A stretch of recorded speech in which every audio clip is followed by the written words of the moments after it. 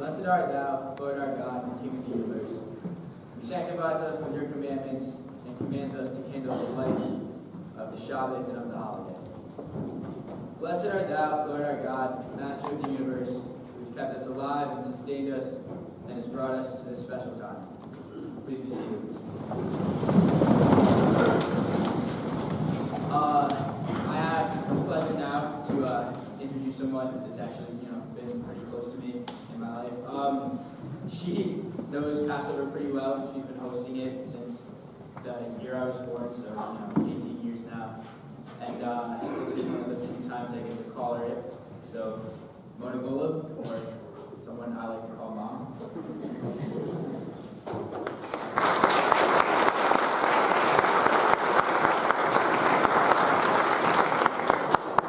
Thank you. Ira, actually, you are the only person who can call me Mom in this world.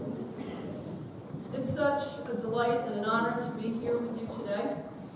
The Interfaith Chapel, as we know, is a place where hearts and minds open to the ideas of other religions, faiths, politics, the world. And it's, I think, appropriate for Ira to introduce me not just because he's my son, but because he really is the reason why Passover is so special to me. The holiday of Passover itself comes every spring, and it lasts for a week, and it celebrates the liberation of the Israelite slaves from Egypt. Now, this all happened about 3,300 years ago, and if you think about that, you have to wonder how a holiday can last that long. 3,300 years is a very long time. And my answer to that is children.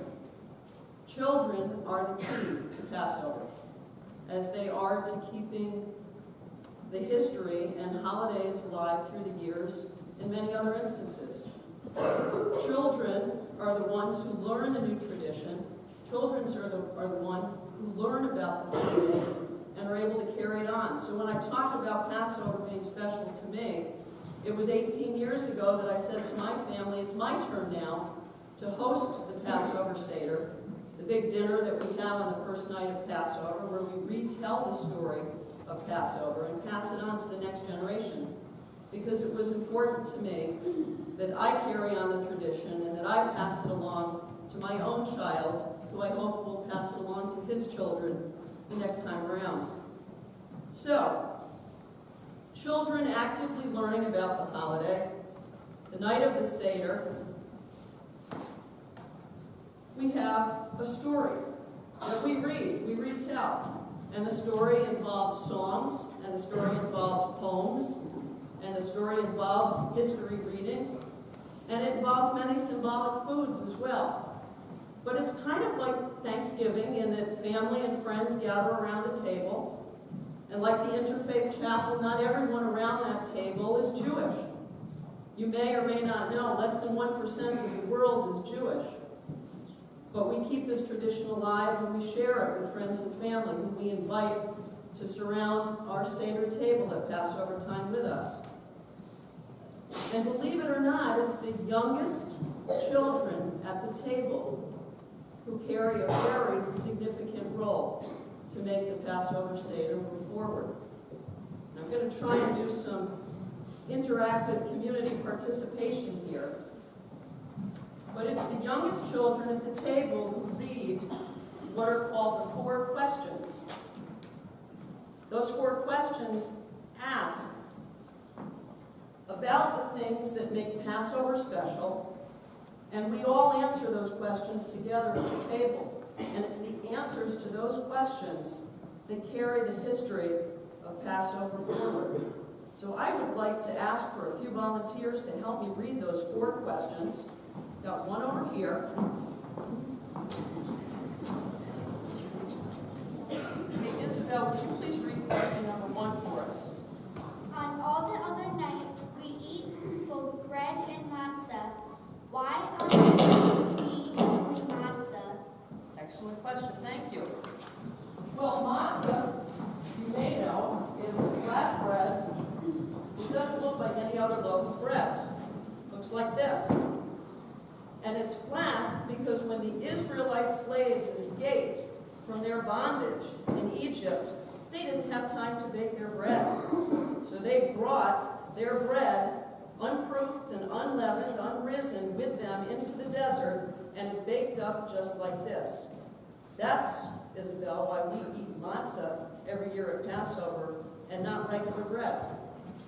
Who over here would like to read question number 2?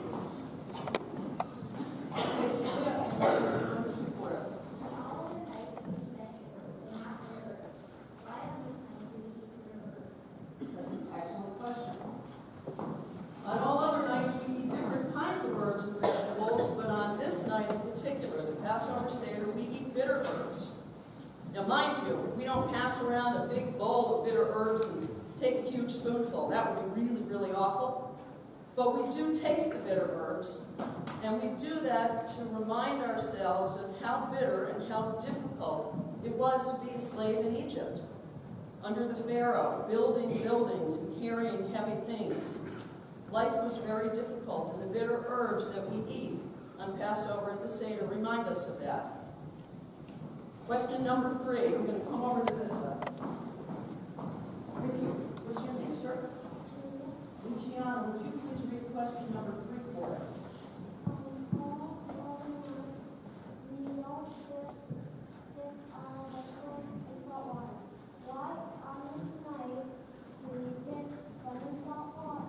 That's an excellent question. Thank you.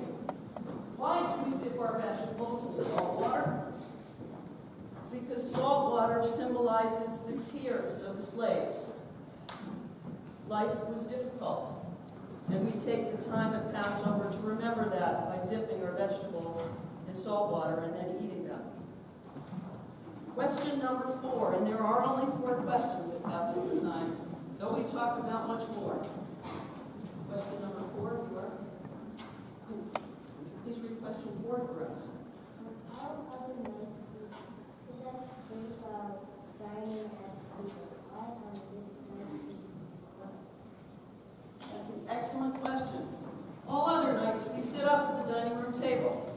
Sometimes our parents even remind us sit up a little straighter. But on Passover we relax. We recline.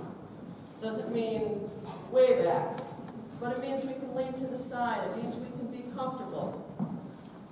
Why is that? Because our freedom that we celebrate at Passover time is a reflection of us being able to do and be who we are.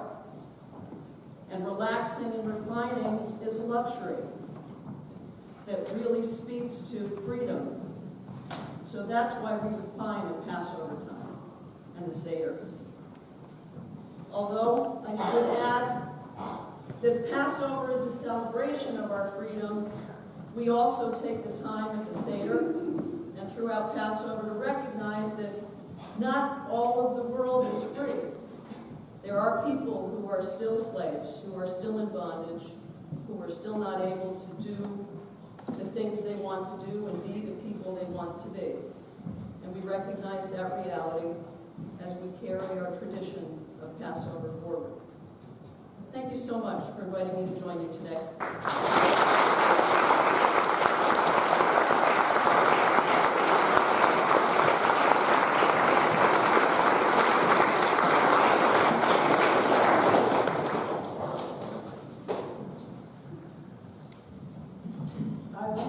Thanks for bringing your mom. Some of you know Mrs. Golub as Ira's mother. Most of you know her or have seen her wearing a white chef's coat and flipping burgers at our amazing barbecue. At Dawn Stewart, she's a member of the Board of Trustees. She serves on the Finance Committee and chairs the Interfaith Committee. She's also a trustee for her synagogue, the Congregation Gates of Heaven in Niskayuna. And she's here today, as you've heard, to teach us, and she's a great teacher we just discovered. I want you to know that Mrs. Golub is more than you actually see. She's a national role model for all of us. She gives her time and her talent to many kinds of activities and groups, especially those that benefits arts, music, theater, and education. If I can do half of what Mrs. Golub does in my lifetime, I will die happy. Thank you very, very much.